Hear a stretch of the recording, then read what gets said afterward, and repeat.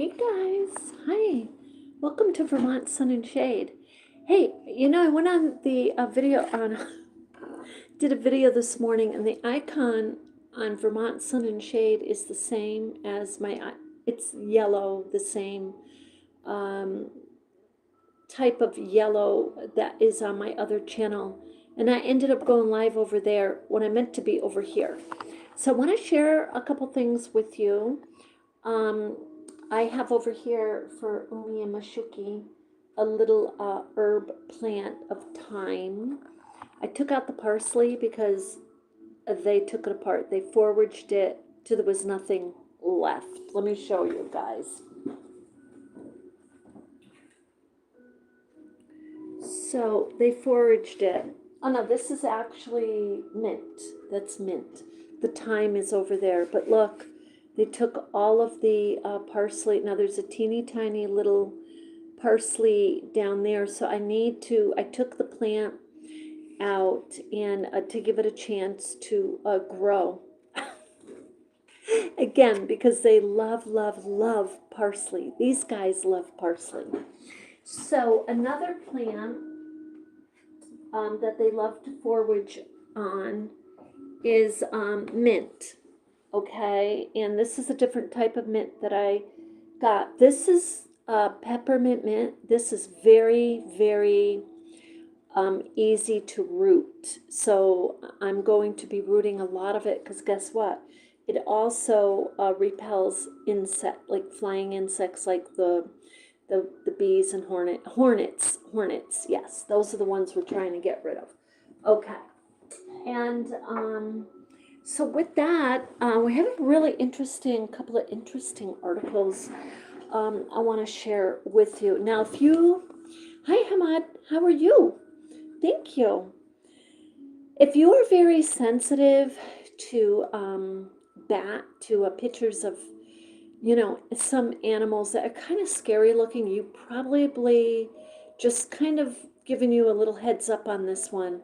We're going to be looking at a bat that I seriously have never seen the size of the bat that we're going to be looking at, that actually where Ebola naturally lives in this bat.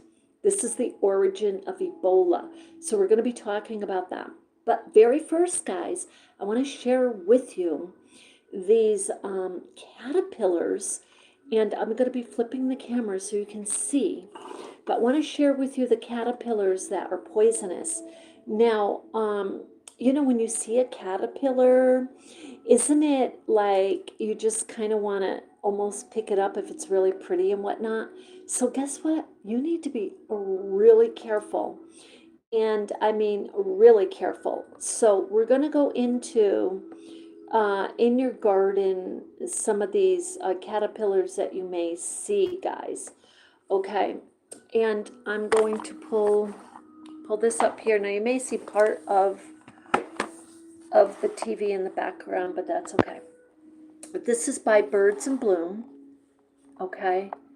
And I'll just kind of see if I can put it, oh yeah, that's a little bit. Well, we'll bring it back here. Here we go. Okay, so check it out. These are 6 poisonous caterpillars you should never touch. Take a good look, okay? And this is by Birds and Blooms. Whoops, so sorry, guys. And let's just go down here. Okay. So the first one, I think that's the first. Let's see. Yeah, that's the first one down here. This article, by the way, it's by Emily Hanneman, and it was published, guess what? May 15th, 2026. So it's just right around the corner here. And this is, take a good look at that caterpillar. Let me pull this up a little. Okay. This is a saddleback caterpillar. And you can kind of remember that name pretty easy. So we're talking about poisonous caterpillars. For those of you just joining us, we're just starting So, yeah, so you're right at the beginning of it. Okay? So I'm going to turn this down just a tiny bit. So this one is called the saddleback caterpillar. This caterpillar looks funny, but the spines on its body are no laughing matter. Gardeners should exercise extreme caution when finding one, since the poisonous protruding spikes can cause irritation, swelling, and stinging pain. And you got to figure, guys. So take a close look if you can. Let me turn this. Can you see? These are spiny. If you really look closely at it, you can see the almost like a porcupine spines. Okay, Sam? That's what they're talking about. And it kind of looks like it's wearing a little saddle. Um, so it says host plants include an array of crops and trees, including apple. Ooh. So if you're out there picking apples, wear your gloves. That's the best thing to do. Dogwood, cherry, and elm. So I wouldn't have guessed those are quite different, the elm from the apple, dogwood, and cherry. But these caterpillars are mostly considered harmless unless you accidentally touch one. Interestingly, the moth it turns into is simply called the saddleback caterpillar moth. Okay, so it must lose its spines at that point. But take caution if you're sensitive and have allergies if you accidentally touch one of those. So this one is also poisonous, guys. Look at it. It kind of looks poisonous, doesn't it? Like, would you even try to touch that? Like, I would not touch that. This is called a white-marked tussock moth caterpillar. Right there.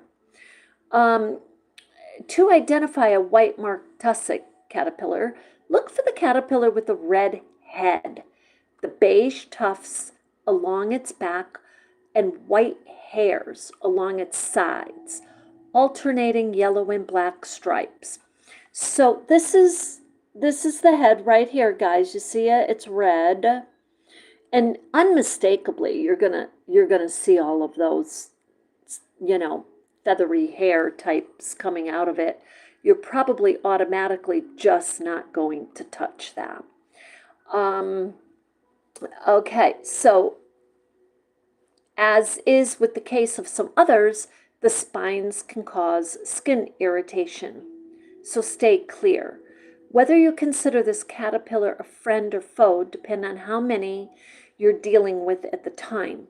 Before it turns into a moth, it can cause trouble for homeowners with apple, elm, maple, redbud, and willow trees. So I just never have seen that caterpillar, guys, like ever. And we have lots of maple and willow in Vermont. I've never seen it. And it says among many more, so it's in many more other trees. With that said, unless there's a large number of caterpillars on the tree, they won't usually kill the host. Instead, they're chowing down on the leaves, might leave a tree looking scraggly. Okay, so they're not going to kill the tree, but they can cause irritation and possible other problems if you're sensitive. I would say be very careful and wear gloves and a hat if you're picking. Did it say apple tree? I'm sorry. It said apple. Yeah, apple, elm, maple, and redbud. Okay, so the next caterpillar up that's poisonous, guys, is this one. Can you see it? It looks like that's a cocoon to me. This is called the southern flannel moth caterpillar. Okay, so that's an interesting, I don't even know which part of that caterpillar is the head. Have you ever seen one like that, guys? So this is called the puss caterpillar. If ever there was a caterpillar that looked designed for humans to pet it, This is the one, oh, like a cat. They're probably saying like a, kitty cat. This is the one, it looks soft and fuzzy. I would never pet anything that looked like that, would you? That would not intrigue me at the least to try to pet that. That said, coming into contact with this caterpillar is very bad idea. This caterpillar has poisonous spines underneath the hair, covering its body, and those spines can actually pierce the skin. They sting you, okay? So the painful stings can result in swelling, nausea, headache, fever, itching, and more serious side effects. To me, that means it gets right into the bloodstream. That's kind of what I'm reading out of that. I'm not a doctor. But when you talk about nausea, headache, and fever, okay, then you're talking a whole different level of poison. Anecdotal evidence suggests the sting of these caterpillars is worse in the country. So they must mean like out in the country, as opposed to being in the city for some reason. So I don't like the looks of it. It looks weird and poisonous to me. So that's a poisonous one. Here's another one, guys. So look at this one. Again, I wouldn't pick that up, would you? This is called the Io moth caterpillar. Notice they all turn into moths and not butterflies. Okay.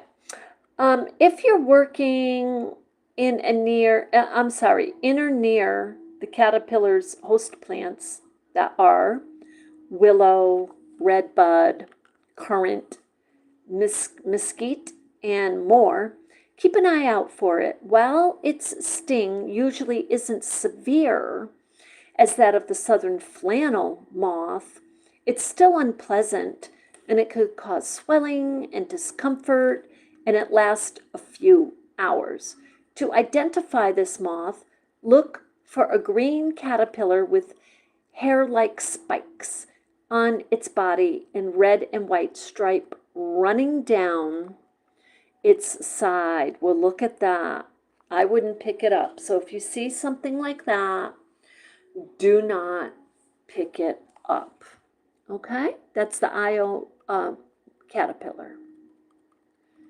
And we got a few more. This one, look at that, kind of looks like a little leaf, doesn't it? So this is another poisonous caterpillar, guys. And this is called the slug moth caterpillar. And this caterpillar looks strange, unlike some of the bugs on the list, but their appearance doesn't invite packing or crowding. That's good, because bothering them is a bad idea. So check it out. See all the spikes on it? If it's disturbed, they can deliver a sting that hurts for several days. Appearances vary based on subspecies and instar, but two common slug moth caterpillars, the yellow-shouldered, both have predominantly green coloration and spines. So again, if you look at this, he's not even shaped like what you and I would think of as a caterpillar.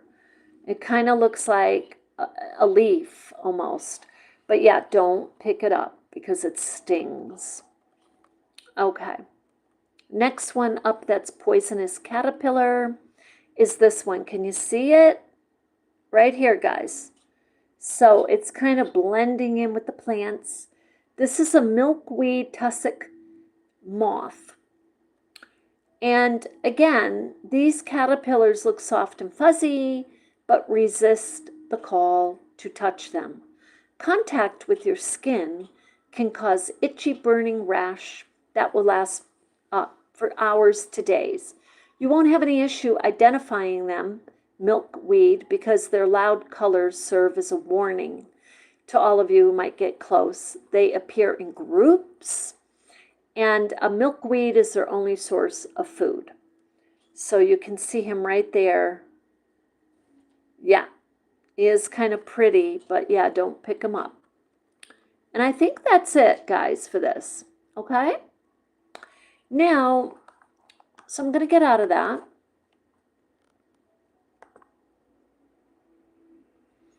And let me just flip this back for a minute.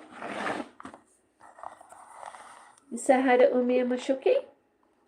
There we go, Umi and Mashuki. Yeah, they are just enjoying summer, guys. They're enjoying it. They love all the extra herbs. I got them a new, right here, I just got them that new wreath. Hi, honeys. Hi. Good morning. So the next thing I want to cover with you, for you, is this information that I looked up on the bat.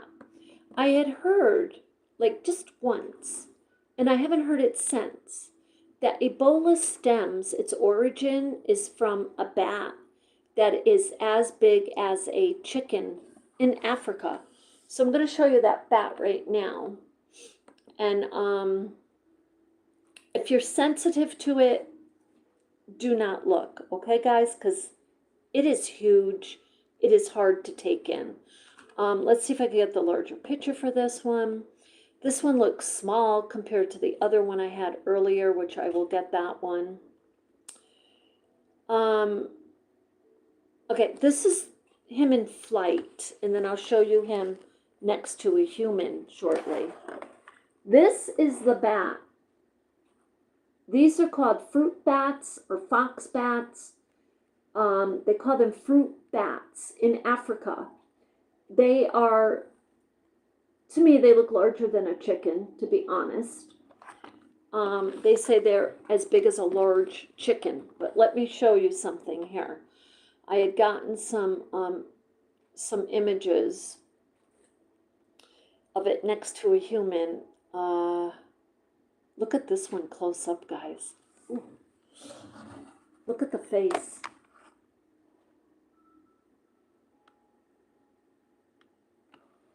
That is the bat responsible for Ebola. Now, the bat itself does not get Ebola.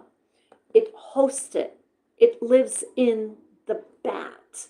So that bat, if it's near other animals, and we're going to read a little bit about that in a moment, but I've got more pictures because, so sometimes it's called the flying fox. And these guys are in, look at this one, a whole bunch of them. Look at this picture. Let's see if I can get it. Sometimes you click on the picture and then you get something completely different. Yeah, they're given different pictures. Oh yeah, here. Look at how many of them in one picture. Look how many. They live in Africa, guys. They are the origin of Ebola. So that's BBC right there. Now, I'm going to show you the picture. And then we're going to read a little bit more about them. This guy right here. I showed this one. I was on the wrong channel. I totally apologize. The icons, when I can't, I'm not looking at it like closely, I have to change the icons so they're completely different. Oh, here they've got,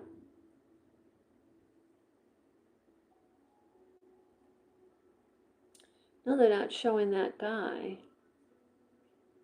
So I'm going to show you the picture of this guy. It's smaller. Here it is, though. The guy to me looks about 6 feet. This is a megabat that has Ebola in it. This is where Ebola comes from. If you look right here, guys, I can't get an enlargement of it. This bat is hanging upside down. It's alive. It's eating a piece of fruit, and the man is standing next to it. Look how big that bat is. Now, I had looked up, are these bats friendly? Because I keep seeing them next to people. People holding them. Look, like right here, this guy, he's holding a bat. These bats are alive. You know what I mean? It's so I'm like, if they're holding the fruit bat, is it like tame? So I'm trying to find that information out. So I asked AI, is the fruit bat tame? And it says no. Megabats, they're also known as flying foxes or fruit bats. They are not tame, nor are they domesticated. While many species are gentle herbivores that will not attack humans, they remain wild animals that are unsuited to be pets. And I had asked that question because I'm seeing all over Google these bats almost as big as human beings sitting next to a human and eating fruit. So this is what they require. And then we're going to go into a little bit more about them in Ebola, how Ebola is in these bats. And we're not going to go through the symptoms of Ebola. We've been hearing them. That's tragic and just a horrid thing to replay. So we're not going to go into that because I think each of us have been informed on that, or we can look it up if we want to know more. But these particular bats, mega bats, their space requirements are they require massive distances to fly every night. Captivity severely restricts their natural behaviors. Hygiene and smell. They have a strong natural musk, produce a lot of waste, and have messy feeding habits, spitting out chewed food, fruit, and seeds. So they chew it and they spit it out, guys, probably a few times, whatever they do. Their lifespan, check this out. We're talking about bats here, mega bats that are as big as a large chicken. These that have Ebola in them naturally. These bats can live for 25 to 30 years, but captive bats kept as pets frequently die within the first year due to stress of the unnatural environment. So I find this interesting. Like I said, all over Google, we just looked at this. You saw people. You didn't see kind of like a picture, like a snapshot of the bat from a distance. You see these bats being held by people. These bats have Ebola in them naturally. And Ebola is a tragic, severe, as we know, virus to humans. But humans are picking them up and holding them. We're going to take another look at the pictures here. Legal protection. Most megabats are protected by strict wildlife laws, making it illegal to capture them. Okay, so that's a little bit about it. And now we're going to find out more about the mega bat and Ebola. Certain species of African fruit bats, the megabat, such as the hammer-headed bat, we're going to take another look at that bat in a minute, and Franquet's epauletted fruit bat are widely considered the primary natural reservoir for the Ebola virus. And remember in 2020, when we went through that that pandemic, that was also from bats. I don't think it was from this type of bat. I'm not sure. But anyway, the fruit bat is a natural reservoir for the Ebola virus. While these bats carry the virus without getting sick, they can transmit it to humans, often through direct contact. And we just saw probably 10 pictures right off the bat on Google of people holding bats. Those bats that have Ebola in their systems by nature, people are holding them. So people, when people hold them and get the direct contact, they're naturally going to get secretions on their hands and their skin. So the other way you get the Ebola is transmitted with the bushmeat. So that's like hunting. Bushmeat is another word just for, like, such as here in Vermont, we'd be hunting deer in the woods. That would be bushmeat because they're not going to the store. It hasn't been FDA checked. People are going out, they're hunting, they're killing the deer for venison and having a deer meat here in Vermont. So Vermonters, in that sense, eat bush meat. So in Africa, the bush meat might be like antelope, right? Rabbits, like that. I'm guessing. I am not studied up on that. The other way they get Ebola is consuming contaminated food. Okay, Ebola, as we know right now, is in Africa. Guess what? They have 2 suspected cases they are watching in India. And you're like, well, how the heck is it getting over there in India if they're kind of, trying to close the borders or trying to take care of everything? Guys, I looked this up. India, and I already knew it too, but I looked it up. India and Africa have been doing trade and business and supporting each other politically for thousands of years. Okay, and right now, today, there's thousands, hundreds and thousands of people from India, Indians in Africa running businesses. That is the connection right there, guys. Okay? Now, let's just dive a little bit deeper because I already read this, so it's really interesting. I really want to share this with you. And you're probably saying, well, why do I need to know this, Carmilla? We don't have any chicken bats here. Bats as big as foxes here. Can you imagine seeing a flying fox outside your window? Oh, no, no, no. But apparently they're gentle. So the reservoir theory, asystematic carriers. The megabats in Africa that carry Ebola maintain it in nature without exhibiting any symptoms themselves. So it's just in them. The viral evidence. Molecular testing has recovered Ebola viral RNA in antibodies in several African fruit bat species.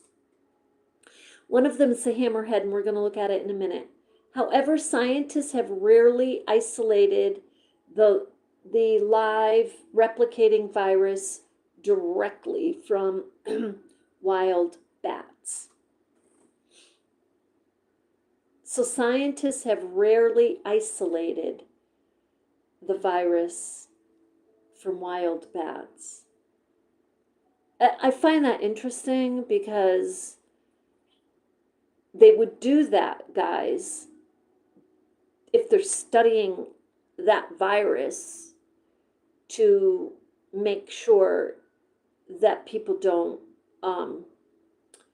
keep, catching it. They would be, I guess they do have a vaccine, but it's not for the strand that's out there right now of Ebola. Different strands. It mutates, like this, it moves, it changes form. And so it's able to live in a host in a different way. It's very weird. Gives me the creeps, actually. Shared ecosystem. Ebola outbreaks primarily occur in Central and West Africa, which strongly overlaps with the geographic habitats of these megabat species. Can I read that again? Ebola outbreaks primarily occur in Central and West Africa, which strongly overlap the geographical habitats of the mega bat. Why am I the only one talking about this? I'm just saying, why am I the only one talking about this? This is very important. This is a major opportunity to study the habitat of this bat and then the people and get them in a safer area. Because the bat apparently needs a particular type of vastness to live in, to thrive in. I'm just saying, okay, it's just interesting to me. So, how does the virus spread? Humans typically contract Ebola from the bats through hunting, butchering, or eating raw or uncooked bat meat. And you're probably saying, why on earth is someone eating raw or uncooked bat meat? Guys, Africa, ironically, is chock full of gold, but still has food shortages? Like, how is this even possible? But if you're hungry, you're going out, you're going to go hunting, you're going to find a way to find food. Okay, so what I'm saying is that I believe there's many, many opportunities here now for humane, proactive ways to help people who are hungry. Okay. Cross-species transmission. Spill over to humans or other primates like chimpanzees or gorillas often occurs when a person handles an infected animal. This is what I was saying. Infected animal carcass or comes in contact with surfaces, fruit, or water contaminated by bat saliva, urine, or feces. And you're probably saying, Carmela, who on earth is going to come across that with a bat? Who's going to go right to a bat? We're going to take a look at the pictures again. In Africa, people are picking up mega bats like they're picking up a dog. I'm going to show you in a minute. I would not have believed it if I did not see it. Now, the current scientific consensus is the exact moment a spillover happens to trigger an outbreak is extremely difficult to track. While bats are strongly indicated the natural reservoir, other animals may be associated with the Ebola also, like certain rodents. So no one's telling us that. I didn't know that. Or insect vectors are also continually studied. So they're still studying this. Okay. Public health, it just says the Centers of Disease Control, which is CDC, strongly advise against hunting, handling, or consumption of these wild bats. Okay? So let's take a look. There was something else I wanted to ask. Okay, let me ask this question.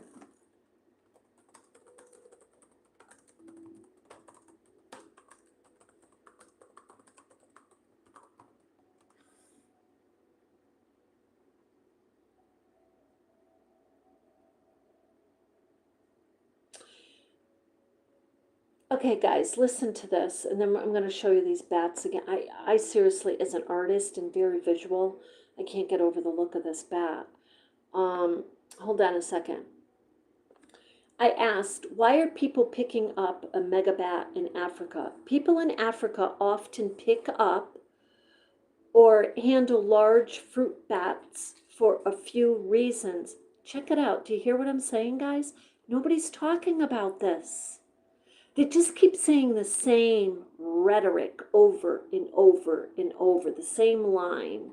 This many people are infected, this many people have passed, this many people are suspected. Are they talking about prevention? When they talk about it, they go, oh, we don't have enough money to put up the hubs.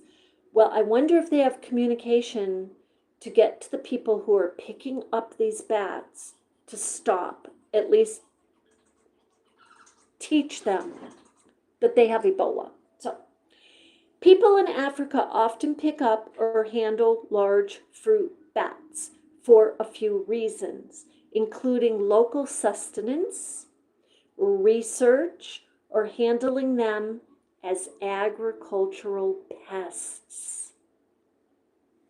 I'm not making this up, guys. These are three sections here. This is a summary AI overview. Let's just check it out. Sustenance. Bushmeat.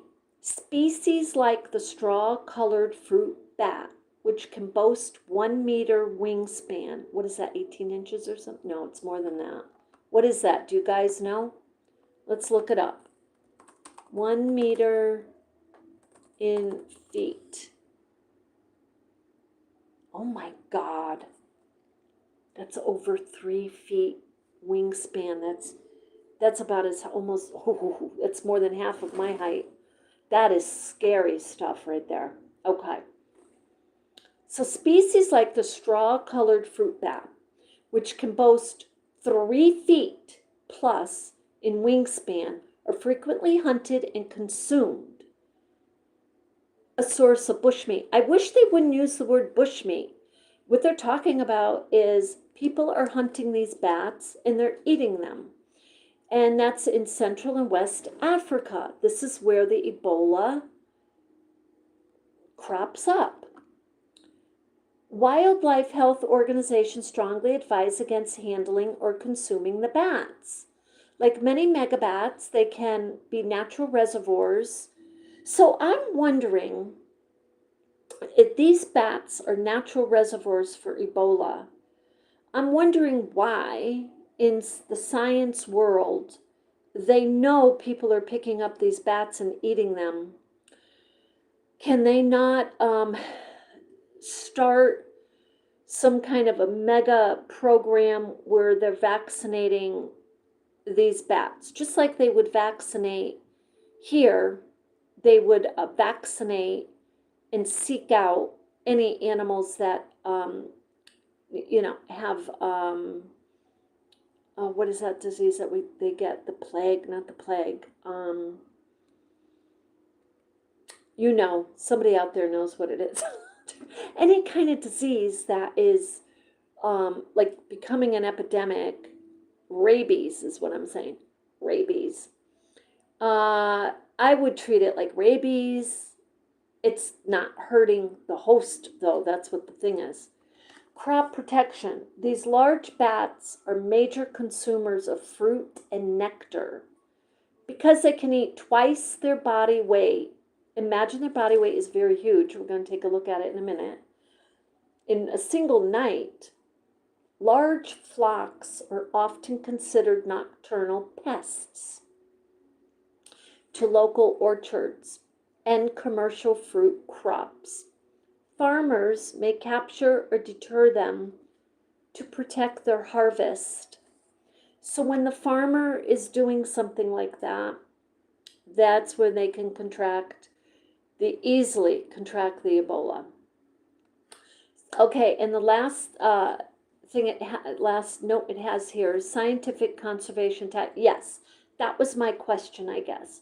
Researchers and conservationists frequently handle these megabats to study their behavior and map the world's largest mammal migration.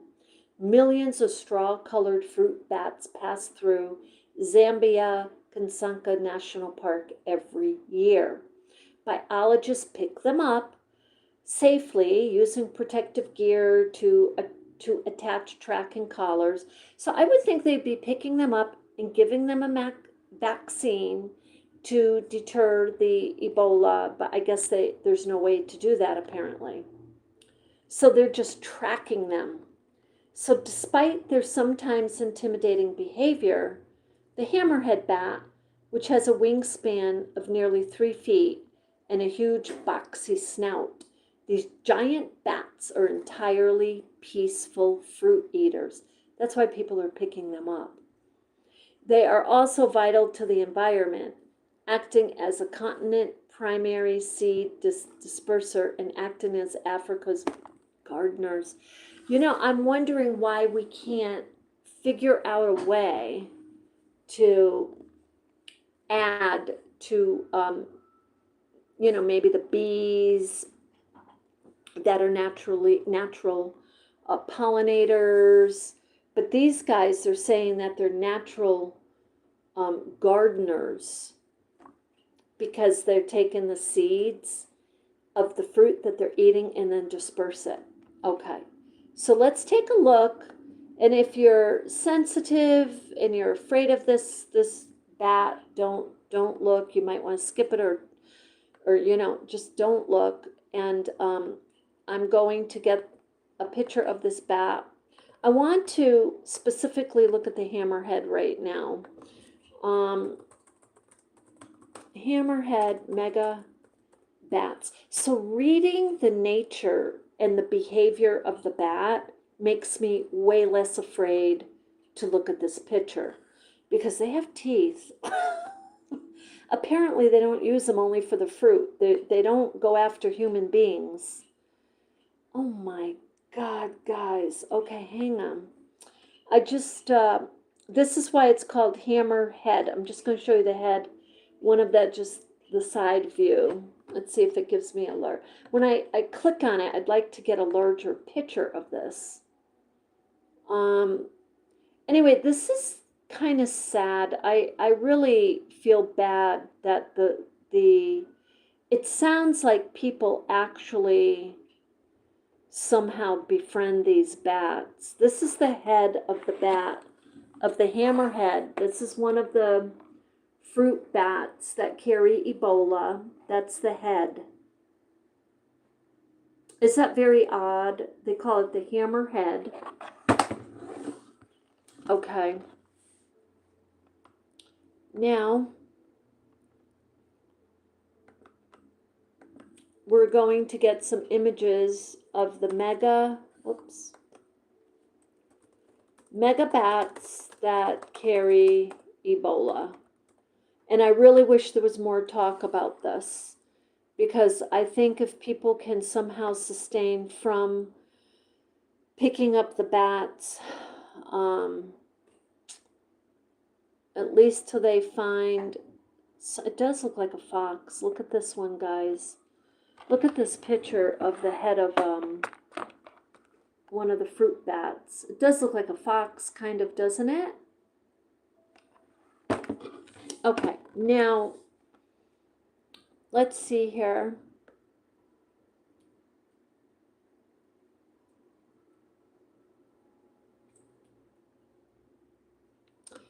And okay, so let's get an image here. Whoops. Ebola virus. Yeah.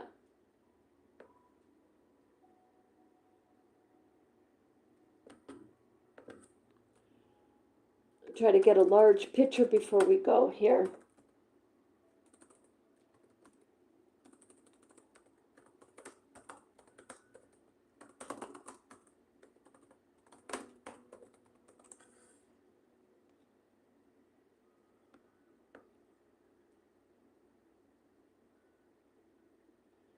Yeah, I'm not getting a really good picture. Here's one, guys. Let's see if it gives me, yeah, this is a good picture. You can see the guy's arm, how small it is compared to, this is, I mean, just look at this is a bat. This is the bat that carries Ebola.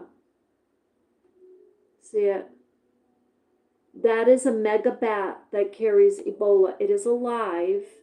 People pick the bats up. The bats are very gentle, but they're pesty for the farmers who are trying to grow fruit. And they will go out and trap them and move them. They will pick them up with their bare hands. That is how Ebola can be contracted. Okay, because the sweat from the bat would naturally get onto your skin, and that can go into your skin. So let me get one more picture here of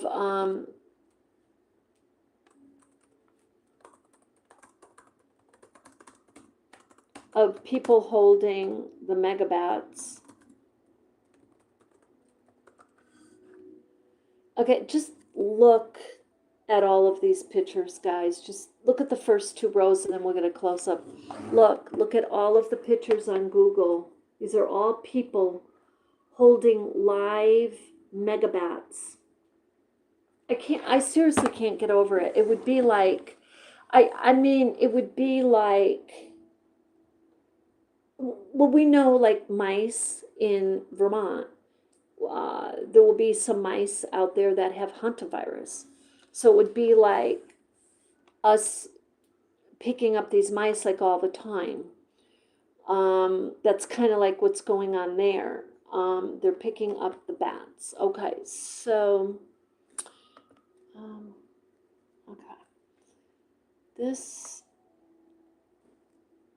I'm going to end with this picture because this kind of gives the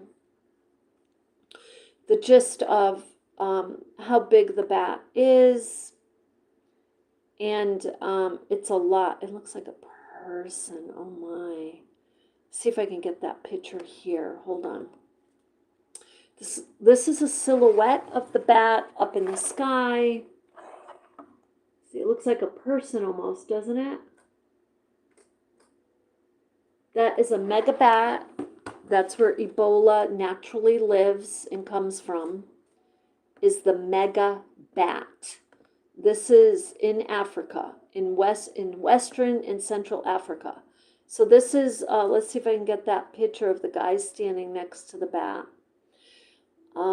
Here it is. The bat is eating 2 bananas. Check it out. He's upside down. Can you see? That's the bat. Look at his legs. They look like human legs.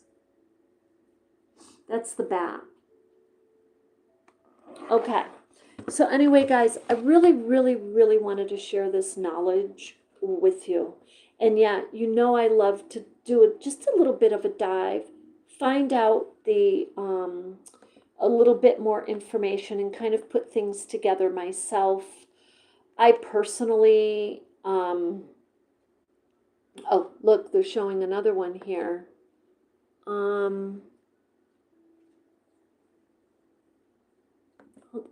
me just show you this, because this, to me, is maybe part of the issue. Oh my.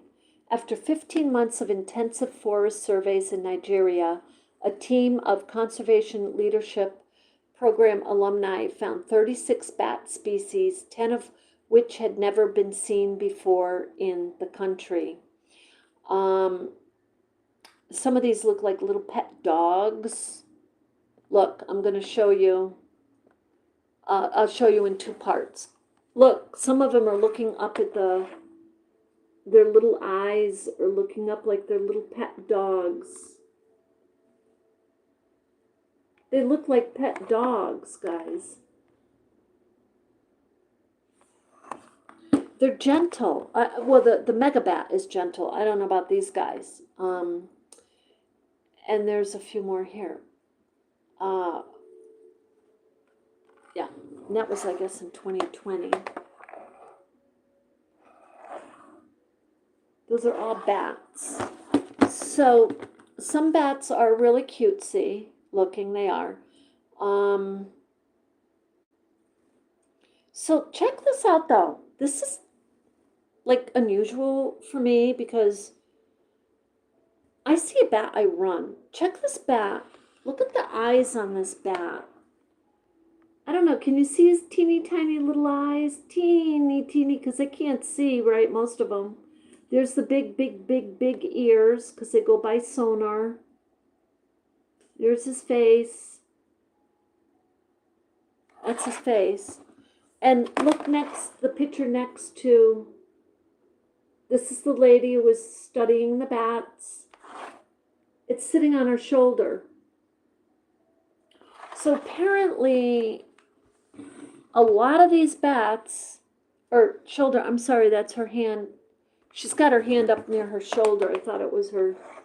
She's got a glove on. Okay, that's good. But it's still up near her. So some people, so that's what's going on. I was wondering, I seriously, guys, ask questions, always ask questions. And if you feel you're not getting the answers, do a little research, put things together yourself. Because look at the size of this bat here right now. You don't even need a human to be standing next to this. This bat is alive. Wait till you see where he is. Hold on. This bat is alive. See him? He's got his wings wrapped around himself. He's sleeping upside down outside someone's house. Here's their bike. Here's their house. That's the bat that carries Ebola. In a residential, look at their food, the food. Yeah. Now, the part of this is culture, but I'm saying, can you see, I don't know if you can see the food? There's rolls, bread in that food, in that pot.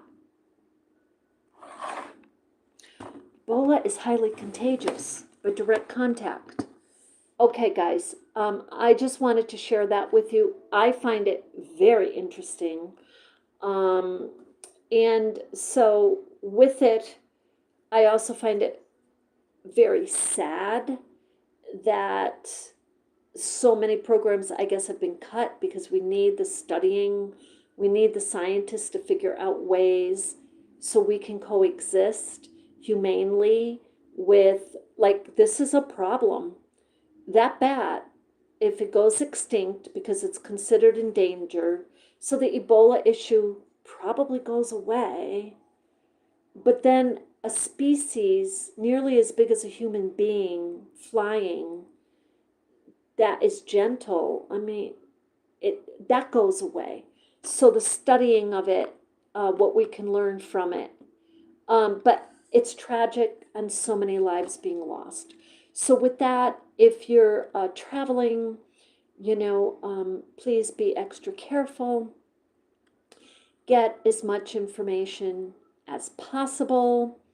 Oh, this one, let me just read this before we go because it's super interesting.